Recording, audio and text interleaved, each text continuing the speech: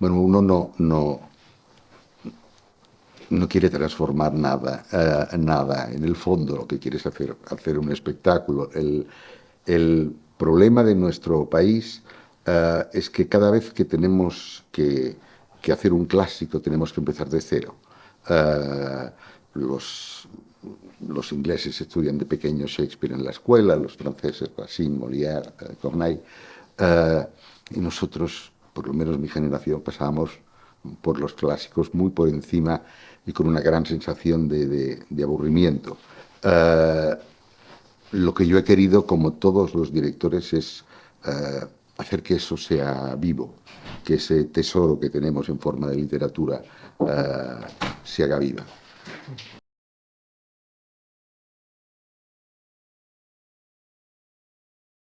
Si estuviera jubilado, eh, le daría un sentido de nostalgia. Como aún no lo estoy, como a pesar de la pandemia sigo en activo, lo que me da son ganas de hacerlo mejor.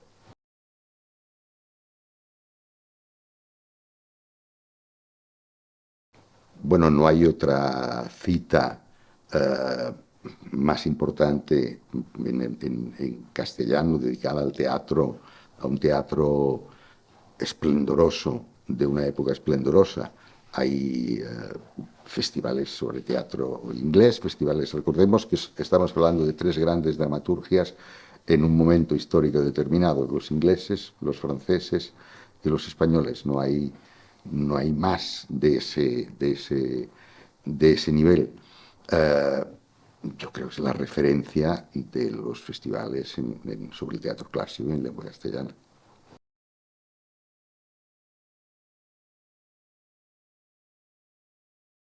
Sí, mi primer clásico español lo dirigí en el año 1981 y fue La hija del aire de Calderón de la Barca, en el Centro Dramático Nacional. Y fuimos al Baro con ellas.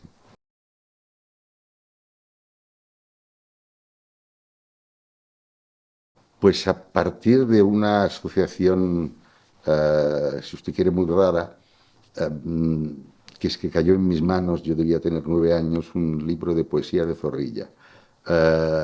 Zorrilla hablaba de Lope de Vega.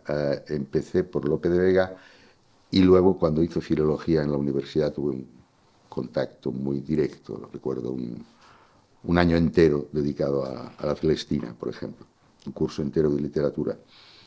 Pero una cosa es ver recetas de cocina y la otra cocinar. Cocinar es distinto. La primera vez que de verdad me enfrenté a lo que es el teatro clásico fue en esa edición de La hija del aire.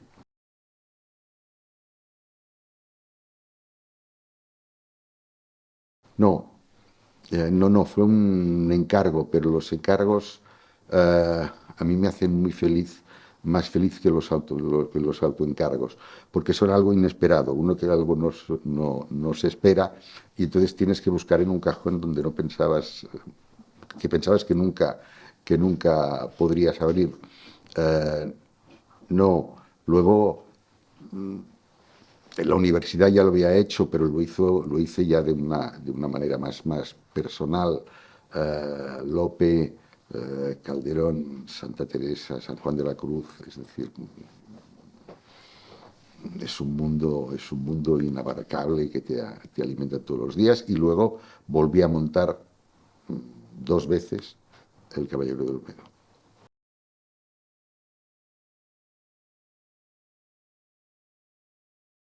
Bueno, si no hay tradición de interpretar, aún hay menos tradición de dirigir teatro clásico.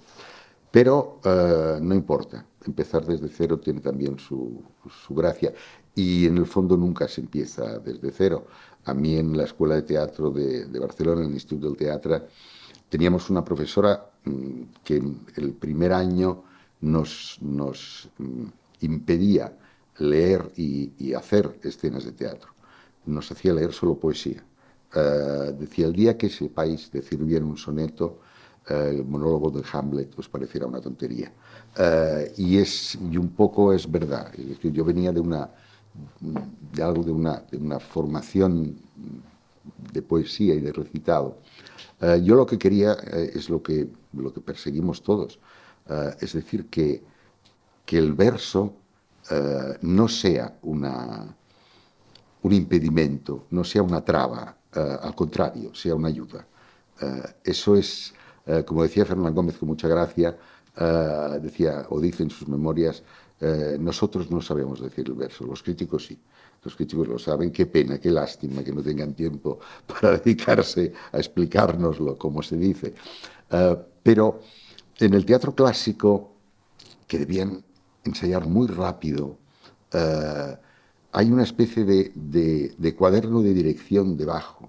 Hay unas indicaciones preciosas para el actor, perdón, solamente con los encabalgamientos de los versos, con las distintas métricas, eso es la única literatura teatral que lo tiene, de las distintas métricas utilizadas en cada escena.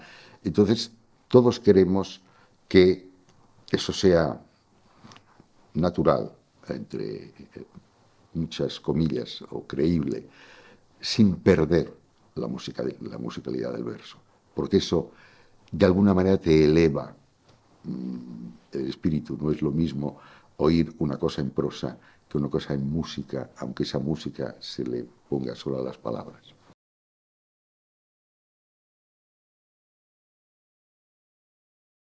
Como con todas, con un gran amor. Yo solo puedo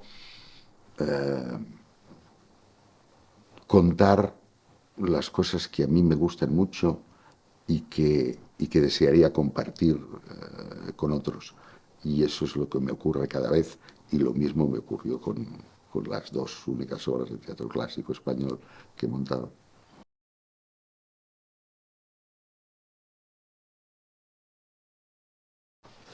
Pues es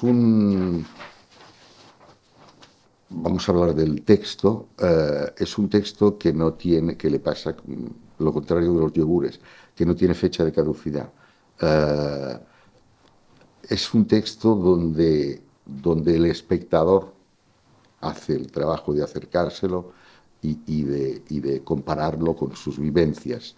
Uh, y sobre todo es un texto en que nadie, cuando acude a verlo, se tiene que disfrazar del siglo XVII para poder entenderlo.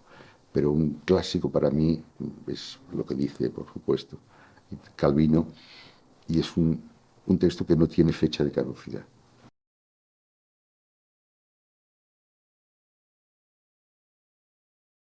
Bueno, hay muchas maneras de adaptar un clásico, depende del objetivo.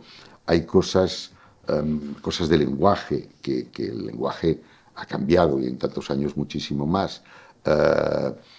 Cuando Calderón, en La hija del aire, dice algo así como me corro solo de verte, está diciendo me avergüenzo. Eso evidentemente produce un desfase. Si se conservara el original, produce un desfase en el espectador que no vale la pena, en favor de la historia que estamos contando. Hay cuestiones de longitud. Pensemos que no había nada más. No había cine, no había televisión, no había radio, no había nada más. Entonces el teatro servía para todo y la gente pasaba jornadas enteras en el teatro. Ahora nadie tiene una jornada entera para dedicarle al teatro y cada vez somos menos capaces de recibir mensajes largos. Hay muchos personajes, a veces secundarios, eran compañías constituidas que además de doblar eran compañías de 12, 14. Ahora una compañía de 12, 14, ahora digo, parece una compañía enorme. Hay muchos motivos por los cuales se puede adaptar un texto. Yo, en la última edición del Caballero de Olmedo, no en la primera, suprimí el primer poema de Alonso, Amor, no te llame amor, pero lo suprimí porque no tiene nada que ver con la obra. todos los principios, vamos a no generalizar, casi todos los principios de las piezas del teatro barroco español empiezan por un monólogo absolutamente ininteligible. Hipógrifo violento de Segismundo, el amor no te llama, inteligible. Y eso es por una causa muy concreta, y es que en el teatro clásico español no había la barda para dar señal de empezar la representación. La función empezaba cuando el noble invitado llegaba y además se sentaba en el escenario con los actores. Entonces, ese monólogo onomatopeico hacía que la gente poco a poco se fuera callando y luego en la primera escena ya es donde empieza la función. Es decir, que depende.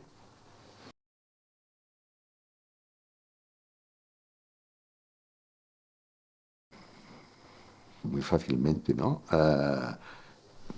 No pensando más de la cuenta de que esa es una obra del siglo XVII y nunca pensando que pertenece al pasado.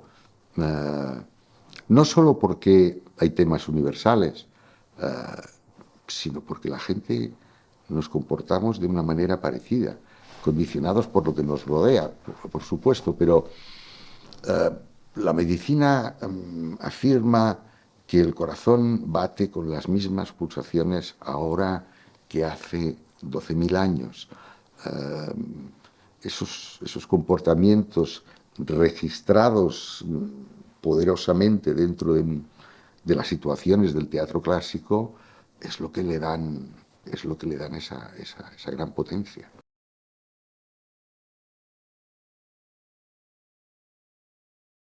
Si llegara el caso, yo creo que yo tengo muy pocas cosas en el cajón, tal vez porque no tengo, me cuesta mucho encontrar algo para contar y compartir en el que yo no me haga trampas al solitario, es decir, en el que no me digan, sí, sí, me tiene que gustar, no.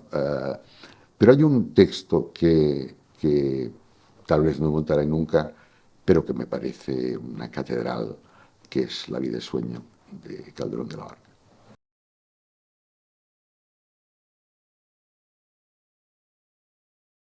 Yo creo que todo ha ido en esa dirección, en cambiar la palabra recitador, la palabra rapsoda, por la palabra actor. Eran esos.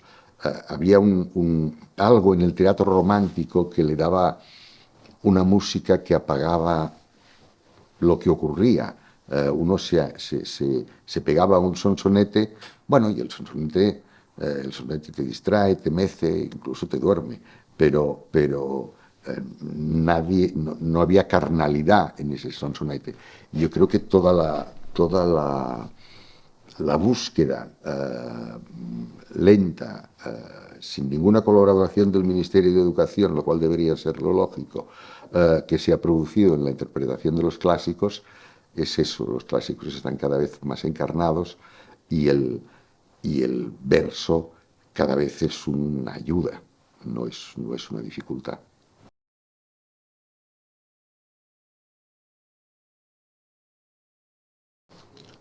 Bueno, monté El Caballero de Olmedo en el Festival de Aviñón cuando dirigía el Teatro del Odeón de París.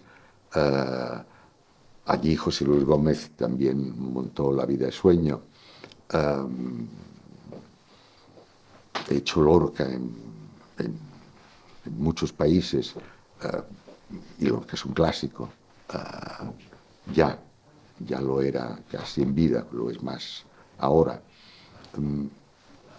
Me ha acompañado siempre, aunque luego he picoteado en culturas muy distintas, he montado autores rusos, italianos, franceses, ingleses, americanos, pero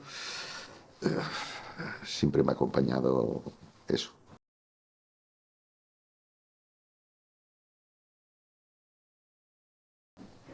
El teatro no,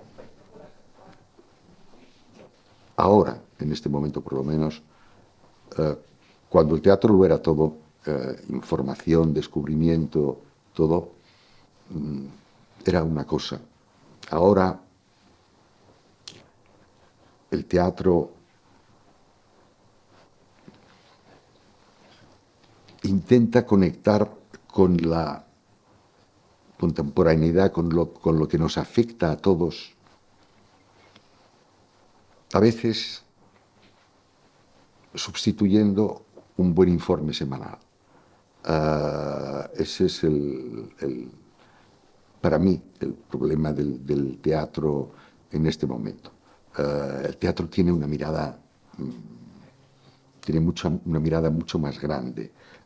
Lo que ya he visto en la televisión, lo que ya he visto en las redes sociales, lo que ya he visto en otros medios, no me sirve para ir al teatro. En el teatro hay una conexión espiritual que está por encima de eso. Eso no quiere decir que no haya que hablar de todos los problemas que nos afectan de primera mano, pero con una profundidad. Yo siempre pongo un ejemplo, y es que el Otelo mata a Desdémona, de eso no hay ninguna duda.